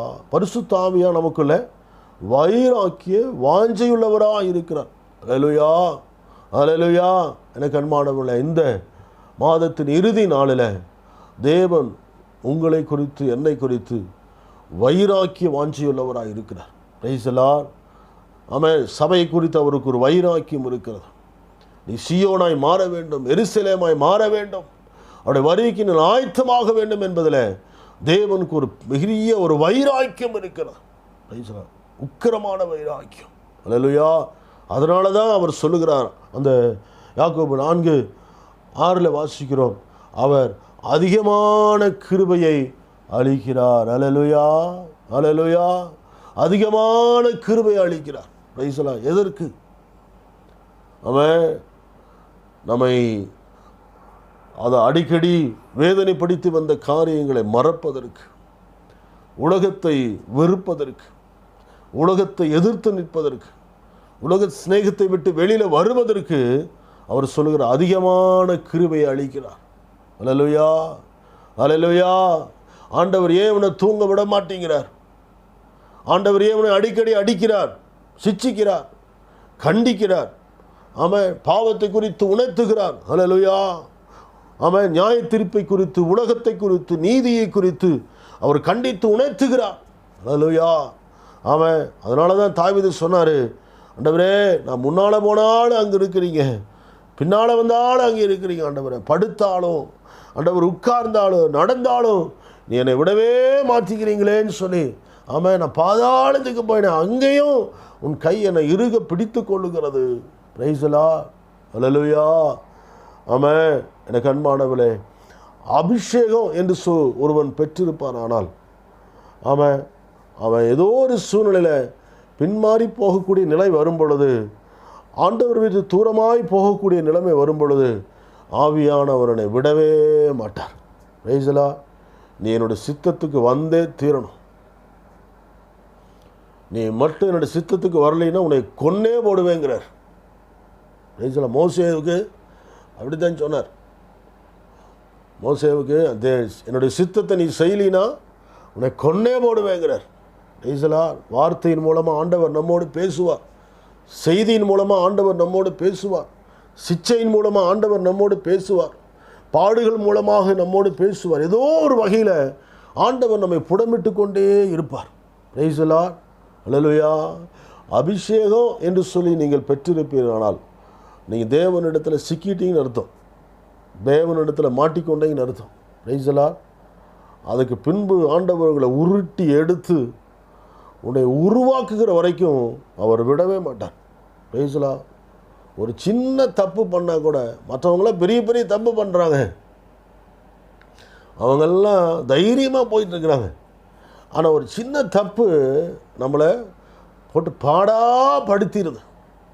காரணம் என்னென்னா, கர்த்தர் மேலே ஒரு வைராக்கியம் வச்சுருக்கிறார். Price the Lord. ஆமாம், மிகப்பெரிய ஒரு வைராக்கியம் ஆண்டவர் இடத்துல இருக்குது. Price the Lord. ஆமாம். அப்போது ஒரு சின்ன தப்பு பண்ணும்போது நெஞ்சு படபடங்குதா, இருதயம் துடிக்குதா? அவன் அதுதான் சரி. Price the Lord. அப்போ ஆவியான உனக்குள்ள வைராக்கிய வாஞ்சியாக இருக்கிறார். ஆண்டவர் உனக்குள்ள கிரியை செய்து கொண்டு இருக்கிறார். Praise the lord. அல்லேலூயா. ஆமென். ஏசாயா 59ஆம் அதிகாரம் 17ஆவது வசனத்தில் வாசிக்கிறோம், அவர் வைராக்கியத்தை சால்வியாக போர்த்து கொண்டு இருக்கிறாராம். வைராக்கியத்தை சால்வியாக போர்த்து கொண்டு இருக்கிறார். Praise the Lord. அவருடைய மேல் வஸ்திரத்துக்கு என்ன பேர்? வைராக்கியம். இந்த வைராக்கியத்தை தான் எலியா ஒரு வைராக்கியம் உள்ளவராக இருந்தார். இந்த சால்வை குறித்து பார்க்கிறோம். எலிசா போய் பார்க்குறாரு, அவர் அபிஷேகம் பண்ணணும். எலியா அபிஷேகம் பண்ணணும். கையில் தைலம் இல்லை, பழைய தைலம் இல்லை, பழைய எண்ணெயும் இல்லை, புது எண்ணெயும் இல்லை. அபிஷேகம் பண்ணணும். என்ன பண்ணுறது? தான் மேலே இந்த சால்வை எடுத்து தூக்கி அவன் மேலே போடுறார். அந்த சால்வை அவன் மேலே விழுந்த உடனே அவன் பிரதிஷ்டைக்கு அப்படியே ஒப்பு கொடுத்துக்கிறார். அப்போ சொல்கிறாரு, உனக்குள்ள இருக்கிற வைராக்கியம் இன்னொருத்தனை ஆமாம் பற்றி பிடிக்கணும். இவன் மேலே, எலியா மேலே இருந்த அந்த அபிஷேகம் சால்வை மேலே போட்ட உடனே அவன் உடனே பிரதிஷ்டை பண்ணுறான். அதுபோல் கர்த்தர் நம்மை குறித்து ஒரு நோக்கம் வச்சிருக்கிறார். நம்ம மேலே ஒரு அபிஷேகத்தை ஆண்டவர் தந்திருக்கிறார். அப்போ நமக்குள்ள இருக்கிற அந்த வைராக்கியம், நமக்குள்ள இருக்கிற அந்த அபிஷேகம் இன்னொருத்தர் மேலே விழணும், இன்னொருத்தனை எழுப்பணும், இன்னொருத்தர் மேலே பற்றி எரியணும். Price the lord. அல்லேலூயா. எலியா சொன்னார், இங்கே பாருப்பா, நான் செய்ததை மட்டும் உன் நினைவில் வச்சுக்க, நான் என்ன செஞ்சேன் அதை மட்டும் நீ மனசில் வச்சுக்க அப்படிங்கிற. என்ன செஞ்சார்? அவர் சால்வை எடுத்து மேலே போட்டிருக்கிறேன், சால்வை போட்டதை மட்டும் மனசில் வச்சுக்க அப்படிங்கிறார். Price the Lord. அதாவது இப்போ 2 பேரும் யோர்தான்கிட்ட வந்து நிற்கிறாங்க. யோர்தான் கரை புரண்டு ஓடிட்டுருக்கு. இப்போ யோர்தானை கடந்து போகணும். எலியா என்ன பண்ணார்? சால்வை எடுத்து முறுக்கி ஒரே ஒரு அடி அடிக்கிறார். அந்த வைராக்கியத்தில் அதை அடித்த உடனே யோர்தான் 2ஆக இழந்துருச்சு. இப்போ தாண்டி அந்த பக்கம் போகிறாங்க. கொஞ்ச நேரத்தில் சுழல் காற்று எலியா மேலே வருது. இப்போ எலியா போகிறதுக்கு முன்னால் 2 பேரும் ஒரு அக்ரிமெண்ட் போடுறாங்க. எலியா சொல்கிறாரு, நீ என்னை ஃபாலோ பண்ணிட்டு வந்திருக்கிற, தயவு செய்து என்னை விட்டுரு, என்னையவே நீ ஃபாலோ பண்ணிகிட்டு இருக்காதப்பா, என்னை விட்டுரு, உனக்கு என்ன வேணும்? எலிசா கேட்டார், நீங்கள் இப்போது மேலே போகிறதுங்கிறது கன்ஃபார்ம் ஆயிடுச்சு, நான் கீழே இருக்கிறதுங்கிறது கன்ஃபார்ம் ஆயிடுச்சு, என்னை ஊழியத்துக்கு நீங்கள் அழைச்சிட்டிங்க, அதுவும் கன்ஃபார்ம் ஆயிடுச்சு. நான் திரும்பி போய் விவசாயம் பண்ணணும், வேலை செய்யணும் அப்படிங்கிறது இயலாத காரியம். அப்போ அந்த ஊழியத்துக்கு எனக்கு என்ன தேவைன்னா, அவர் சொல்கிறார், அந்தளவுக்கு பெரிய எக்ஸ்பீரியன்ஸ் இல்லை. கிட்டத்தட்ட 8 வருஷமாக எலியாவோட ஊழியத்தில் இருக்கிறார். 8 வருஷம் அவர் ஊழியத்தில் என்ன ஊழியம் செஞ்சார்னா, கை கழுவுற ஊழியம் செஞ்சார். என்ன ஊழியம்? கை கழுவுற ஊழியம். எலியா சாப்பிட்டுட்டு வருவார், சாப்பிட்டு வந்தோடனே கை கழுவுறதுக்கு தண்ணி கொண்டு வந்து கொடுக்கணும். தண்ணி கழுவி விட்டு மீதி சாப்பாட்டை எடுத்துகிட்டு போகணும். இதுதான் 8 வருஷம் ஊழியம். நல்லா நினச்சி பாருங்கள். அப்போது ஒரு ஹோட்டலில் போகிறோம், அவர் சாப்பாடு பரிமாறுறார். அவர் வந்தபோது உன் பேர் என்னன்னு கேட்டிருப்பாங்க. அதுக்கப்புறம் வேலை செய்ய அவர் பேர் என்னன்னாயிரு, சர்வர் அப்படின்னு சொல்ல ஆரம்பிச்சிடுவாங்க. இல்லைன்னா வெயிட்டர் அப்படிம்பாங்க. காலப்போக்கில் அவர் என்ன பேர், வெயிட்டர். உண்மையான பேர் மறைஞ்சிடும். சாப்பாடு பரிமாறுற அந்த வெயிட்டர், சர்வர் அப்படின்னு தான். அது மாதிரி இப்போது எலியாவின் பேர் 2 ராஜாக்கள் இருக்குது, 3ஆம் அதிகாரம் நினைக்கிறேன். அதில் வாசிக்கிறோம், அதாவது கைகளுக்கு, எலியாவின் கைகளுக்கு தண்ணீர் வார்த்தவன். அவன் பேர் என்னது, எலியாவின் கைகளுக்கு தண்ணீர் வார்த்தவன். அவன் பேரே மாறிப்போச்சு. அப்போது எலிசானா யாருக்கு தெரியாது, எலியாவின் கைக்கு தண்ணீர் வார்த்தவன் அப்படின்னா தான் எல்லாத்துக்கும் தெரியும். அதனால் அவர் கேட்டார், உங்கள் மேலே இருக்கிற ஆவிக்குரிய வரம் எனக்கு ரெட்டத்தனையாக வேணும். எலியா நினச்சிட்டு இருந்தார், இவனுக்கு ஒன்றும் தெரியாது, 8 வருஷமாக கைகளுக்கு தண்ணி கொடுக்குறான், இதுதான் அவனுக்கு தெரியும், அந்தளவுக்கு அப்புறாணி, ஒன்றும் தெரியாது அப்படின்னு சொல்லி நினச்சிட்டு இருந்தான். அந்த கடைசி நேற்ற கேள்வி கேட்டவர், உன்னிடத்தில் இருக்கிற வரம் நினச்சி பாருங்க, நம்மளாம் இருந்தால் என்ன கேட்டிருப்போம், எனக்கு இந்த கடனெல்லாம் அடைக்கணும், இந்த கடனெல்லாம் அடைச்சிட்டு நான் இப்படி இந்த காரியத்தை செய்யணும், அது வேணும் இது வேணும். ஆனால் எவ்வளவு ஒரு ஆச்சரியமாக பாருங்கள், உம்மிடத்தில் இருக்கிற வரம் எனக்கு ரெட்டிப்பாக வேணும். பிரைஸ்லாம். அப்போது எப்போ உள்ளே வந்தானோ அப்போ அவனுக்கு ஊழியத்து மேலே ஒரு தரிசனம் இருந்துச்சு.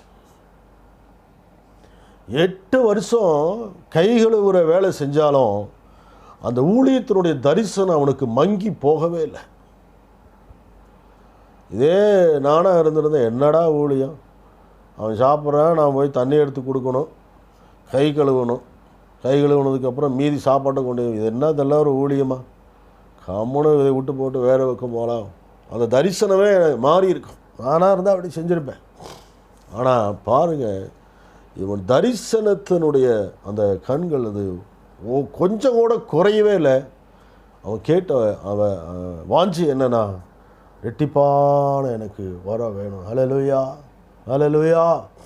ஆமாம், தேவனுடைய அந்த அந்த ரெட்டிப்பான அந்த வரம், ஆமாம், அந்த ஊழியத்தின் தரிசனம்.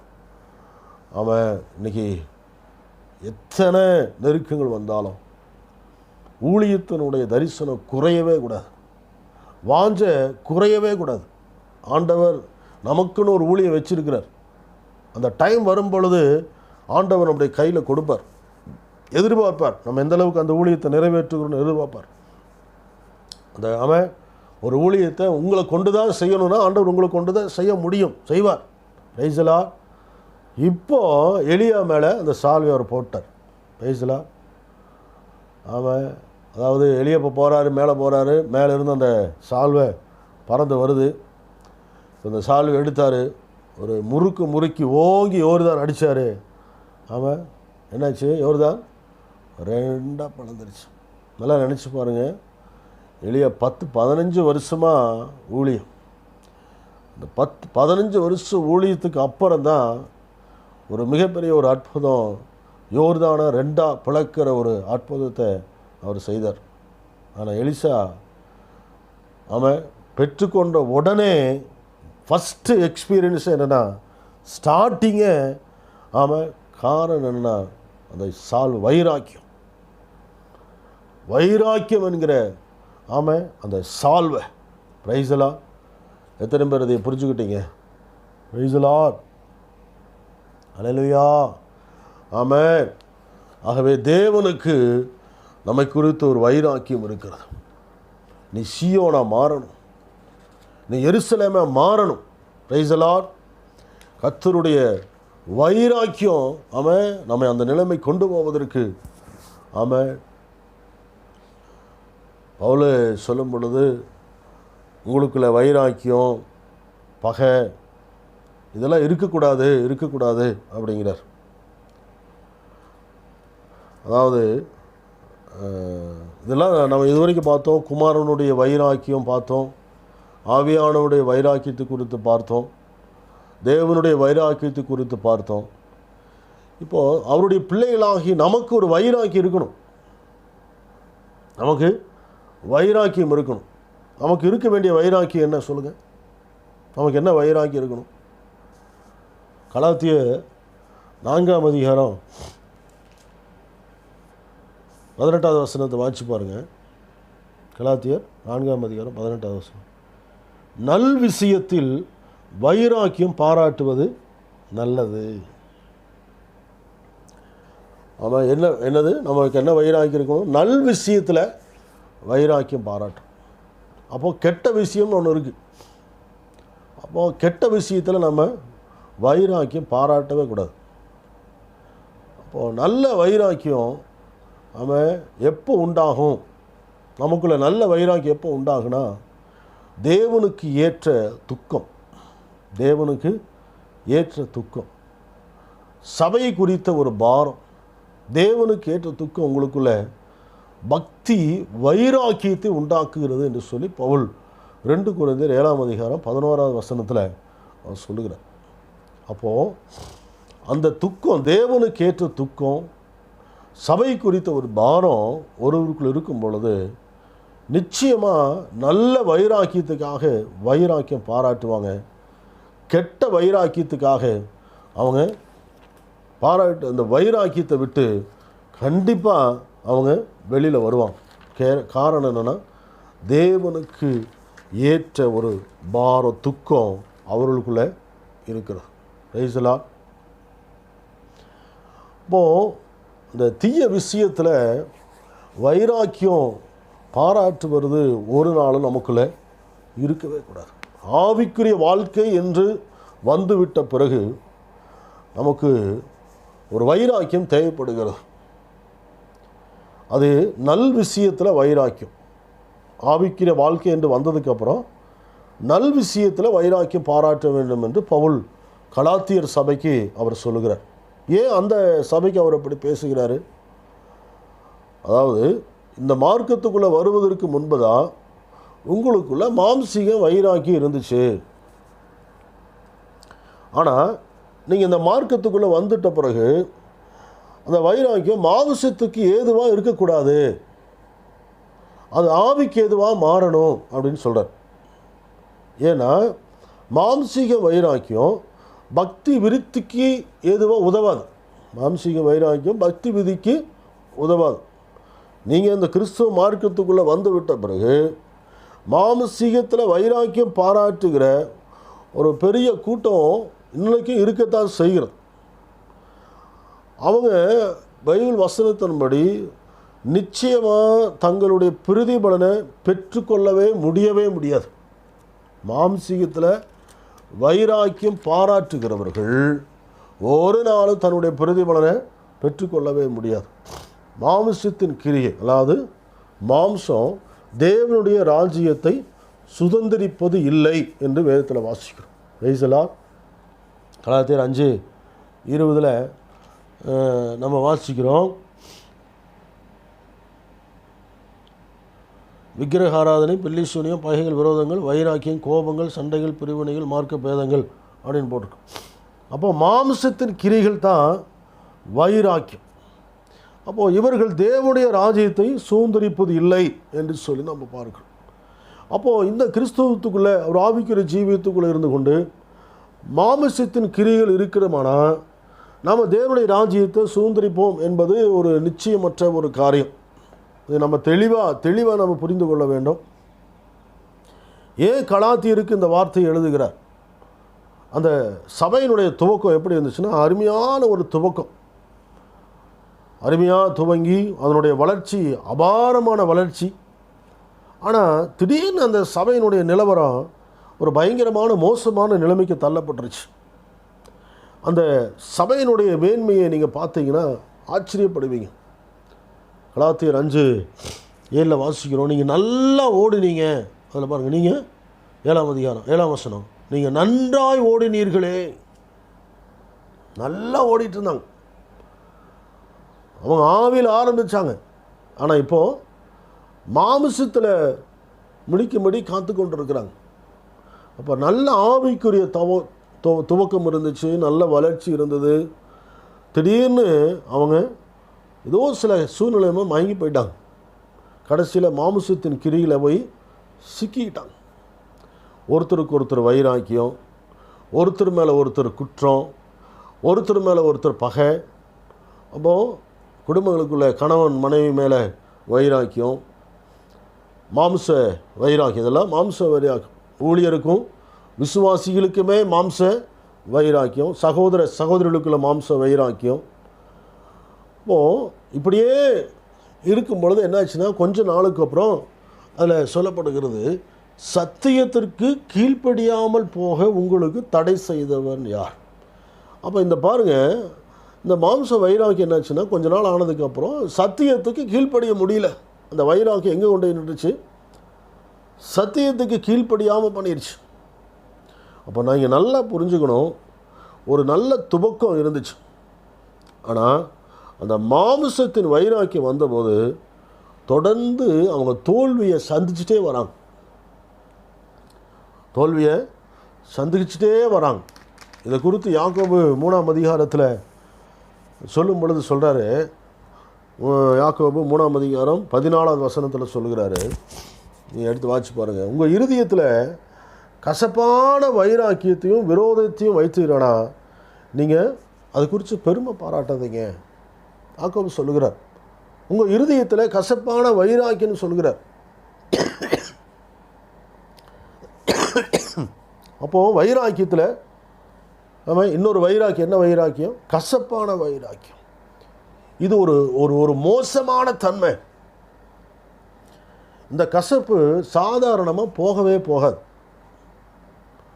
ஏன்னா இன்றைக்கி ஒரு மனுஷன் அதில் ஸ்ட்ராங்காக அவன் ஒரு மனசில் ஸ்ட்ராங்காக வச்சிருக்கிற ஒன்று என்னென்னா கசப்பு.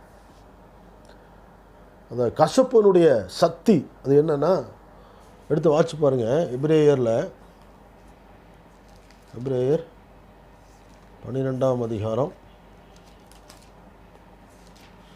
நிமிஷம், எபிரேயர் 12:15.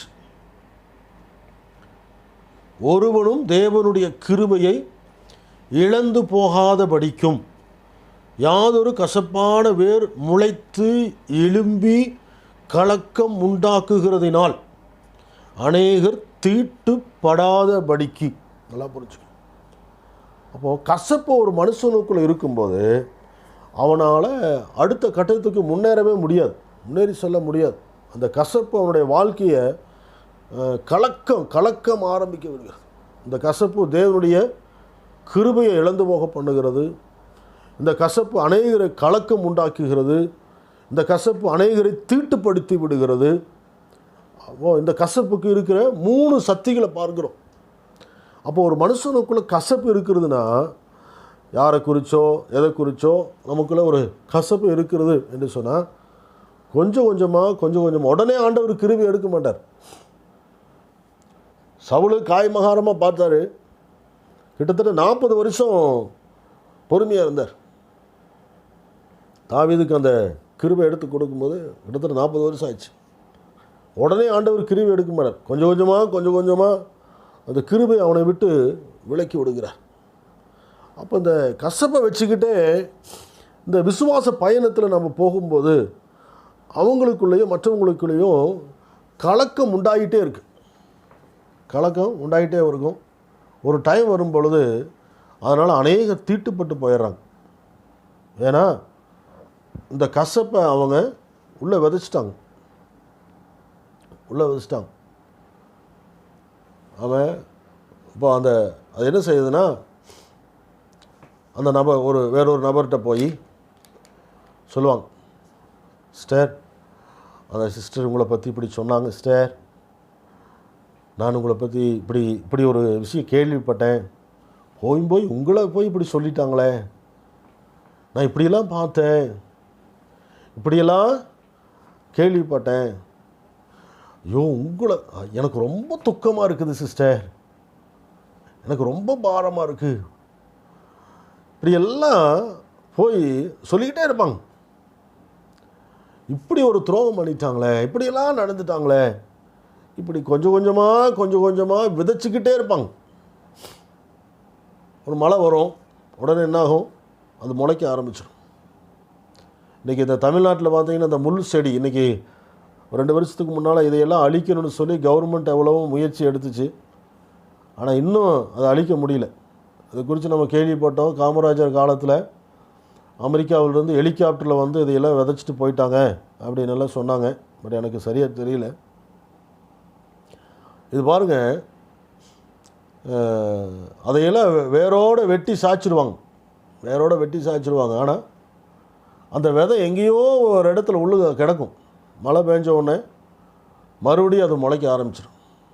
மறுபடியும் ரொம்ப அது. அப்போ அன்னைக்கு அந்த காலத்தில் அந்த முள் விதையை கொண்டு போய் தூவி அதை விதைச்சதுனால இன்றைக்கி அதை அழிக்கவே முடியல. இப்போ அந்த பைபிள் வசனம் என்ன சொல்லுதுன்னா, அந்த முள் செடிகளுக்கு சுட்டெரிக்கப்படுவது தான் அதனுடைய முடிவு அப்படின்னு பைபிள் சொல்லுது. அப்போது புதுசாக ஒன்று விதைக்க வேண்டியது, புதுசாக போய் அவங்களுக்குள்ளே விதைக்க வேண்டியது ஒன்றுமே இல்லை. அந்த விதை ஏற்கனவே உள்ளே கிடக்கு. மழை பெய்யும்போது அது முளைக்கும். அப்போ அதனால தான் தேவ பிள்ளைய வேதம் தெளிவாக சொல்லுது, கசப்பை விதைக்காதீங்க. ஆவிக்குரிய வாழ்க்கையில் ஆவியில் நமக்கு ஒரு வைராக்கியம் இருக்கணும். அபிஷேகத்தில் ஒரு வைராக்கியம் இருக்கணும். ஆமாம், ஒரு குறித்து இன்னொருத்த போய் கசப்பை விதைக்காதீங்க. அந்த கசப்பு இருந்தால், ஆமாம், நீங்கள் ஒரு வேளை ஒருத்தர் மேலே இன்னொருத்தருக்கு கசப்பு இருக்குதுன்னா அதை வெளியில் கொண்டுட்டு வர்றதுக்கு முயற்சி பண்ணுங்கள். இது பெரிய ஒரு ஊழியம். நல்லா நினச்சி பாருங்கள். ஒரு கோழி அறுக்கிறோம். அந்த கோழி அறுத்து உங்களுக்கு தெரியும். கோழி அறுத்து சுத்தம் பண்ணும்போது அதுக்குள்ள இந்த பிச்சுன்னு ஒன்று இருக்குது. அந்த பிச்சை கவனமாக அறுத்து எடுத்தால் தான் குழம்பு ருசியாக இருக்கும்.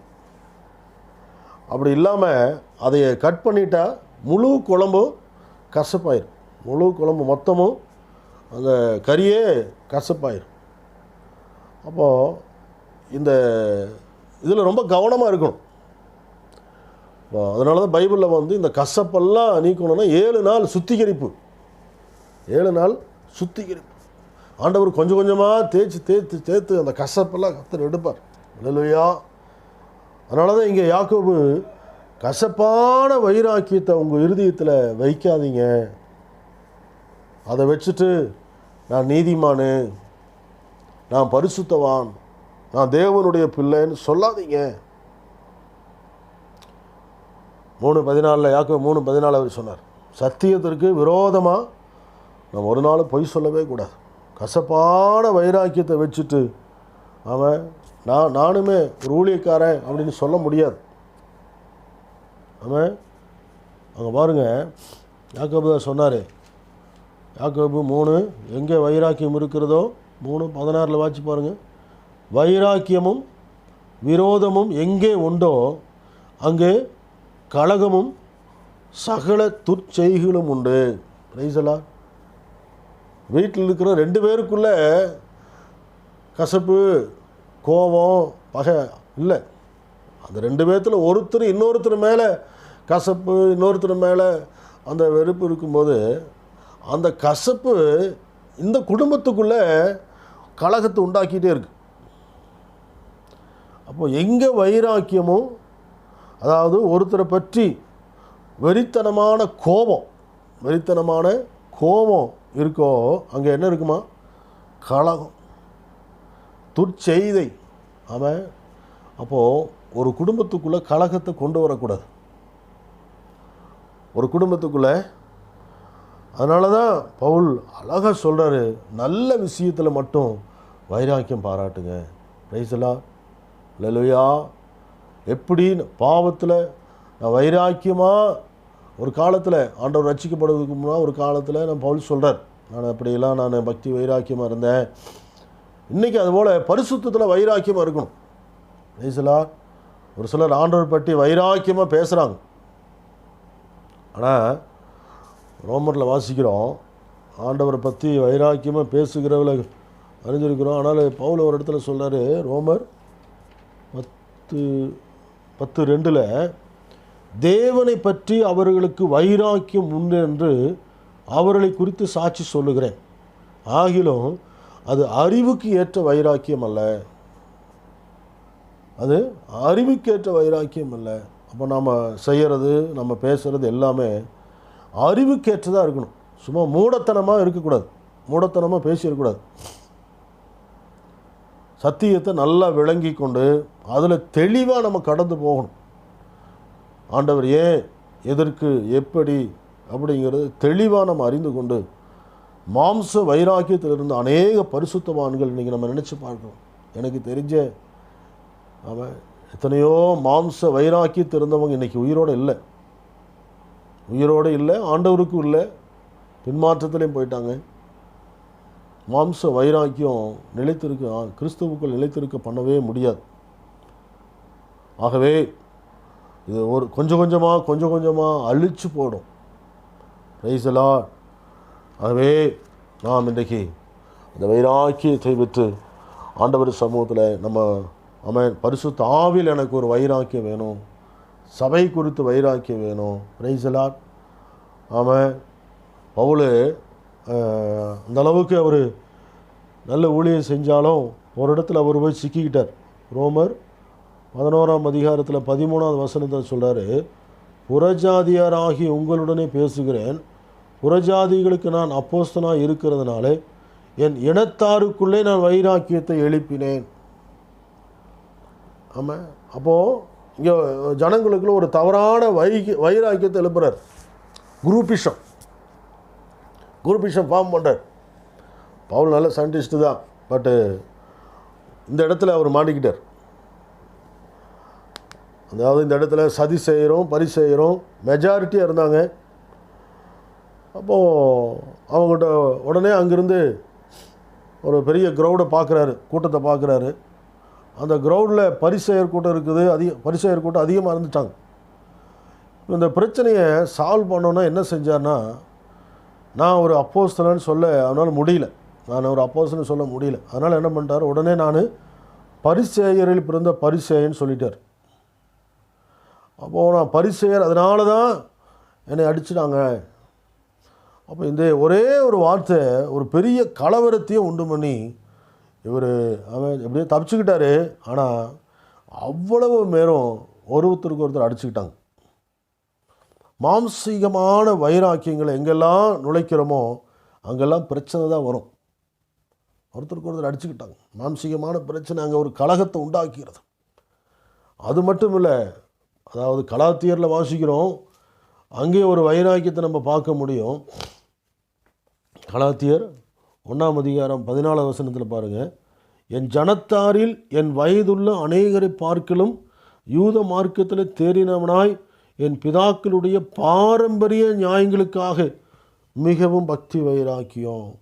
இங்கே என்ன வைராக்கியம்? பாரம்பரியத்தில் பக்தி வைராக்கியம். அப்போ இந்த மார்க்கத்தில் வந்துட்ட பிறகு பாரம்பரியத்தில் நமக்கு வைராக்கியம் இருக்கக்கூடாது.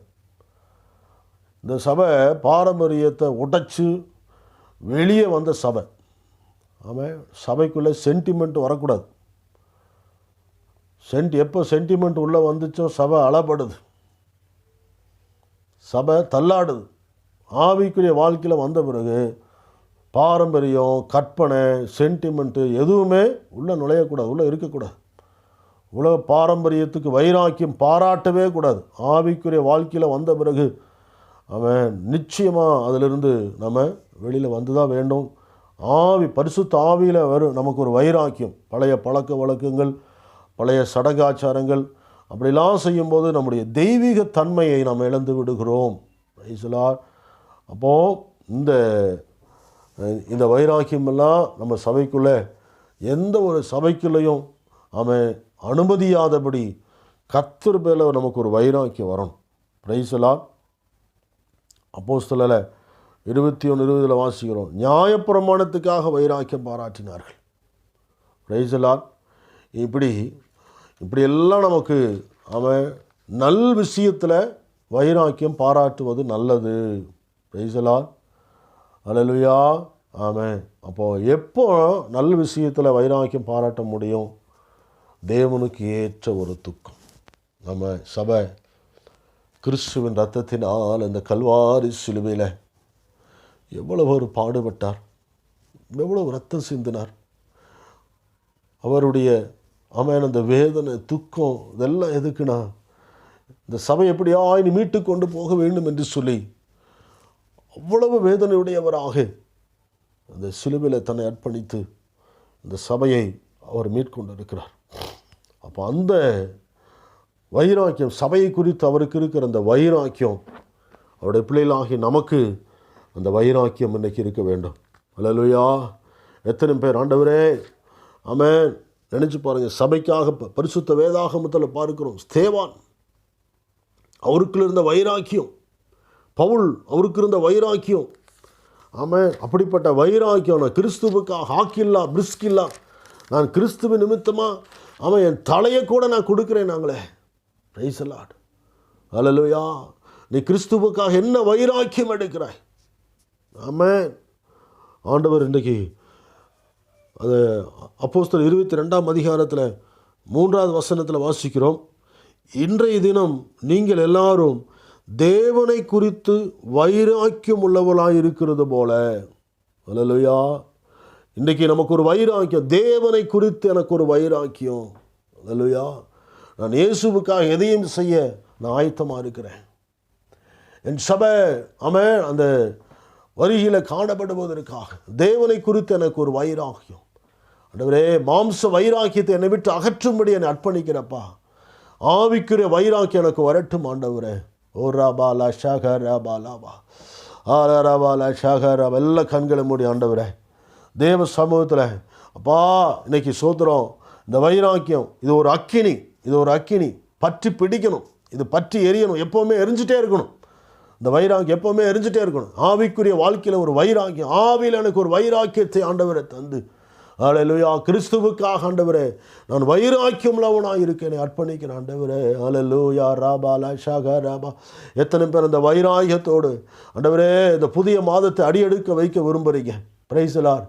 பழையவளெல்லாம் கடந்து போகட்டும், பழையவளெல்லாம் கடந்து போகட்டும். Price the Lord. பழையவளெல்லாம் அழியற்றும் ஆண்டவரே. ஒரு புதிய அபிஷேகத்தினால் என்னை நிரப்பும் ஐயா, புதிய வல்லமையினாலே நிரப்பும் ஆண்டவரே. ஹல்லேலூயா, ஹல்லேலூயா. ஆமென். சோதரம் சோதரம் சோதரம் கோதரம் ஆண்டவரே, இந்த நல்ல நாளிலப்பா எனக்குள்ள ஆண்டவரே தேவனை பற்றி ஒரு வைராக்கியம் நிரப்பட்டும் ஆண்டவரே. ஓ ஆண்டவர், நீர் எப்படி அப்பா சபைக்காக வைராக்கியம் கொண்டு இருக்கிறீரோ, உக்கிரமான வைராக்கியம், மகா உக்கிரமான வைராக்கியம் என்று சொல்லி பார்க்கிறோமே, அதுபோல் ஆண்டவர் நீர் அந்த அளவுக்கு சபைக்காக எங்களுக்காக வைராக்கியம் கொண்டு இருக்கும் பொழுது உம்முடைய பிள்ளைகளாகி நாங்கள் இன்றைக்கு வைராக்கியம் எடுக்கிறோம் ஆண்டவரே. ஹல்லேலூயா. சோதரம் சோதரம் சோதரம் சோதரம் ஆண்டவரே, வலதுபுறமாவது இடதுபுறமாவது சாயாதபடி ஆண்டவரே தேவ திட்டத்துக்கு நேராகவே கடந்து போக என்னை அர்ப்பணம் செய்கிற ஆண்டவரே. பாமுக்கு சோதரம் சோதரம் ஆண்டவரே, நாங்கள் பா கிறிஸ்துவுக்குள் வைராக்கியமாக இருந்து நாங்கள் அடைய வேண்டியதான காரியங்கள் அடைவதற்கு தேவாவியானவர் எங்களை தகுதிப்படுத்த வேண்டுமா நாங்கள் ஜெபம் பண்ணுகிறோம் ஆண்டவரே. மீதம் இருக்கிற எல்லா காரியத்தையும் நீரே எடுத்துக்கொள்ளும்.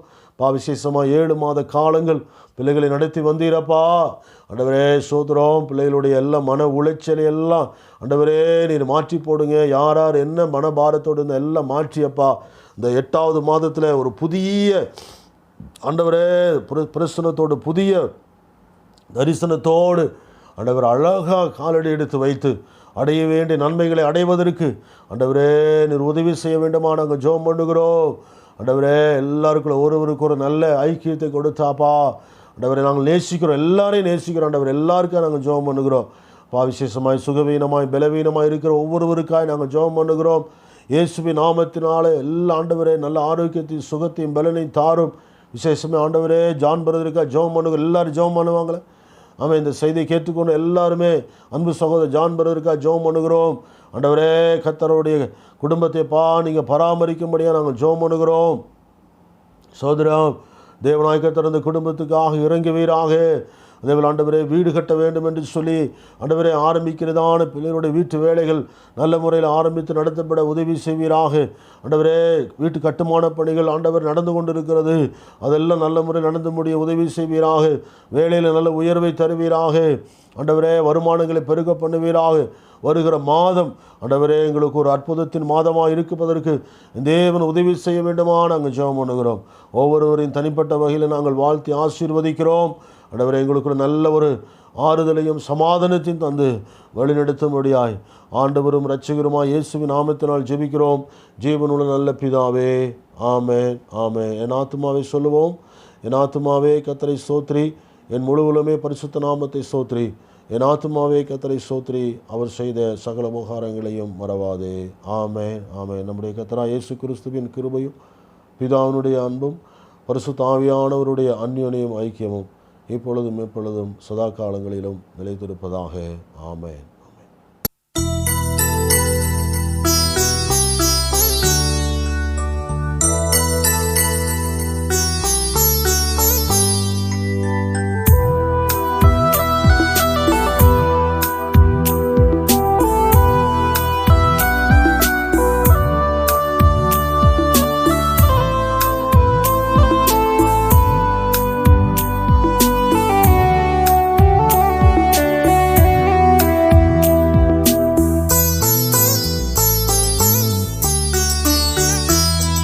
என் இதயத்தின் காயத்தை ஆற்றிடும் எந்தன் இயேசையா, என் இதயத்தின் காயத்தை ஆற்றிடும் எந்தன் இயேசையா, கரை காணா படகை போல தடுமாறும் வாழ்க்கையா, கரை காணா படகை போல தடுமாறும் வாழ்க்கையா, இதயத்தின் காயத்தை ஆற்றிடும் எந்தன் இயேசு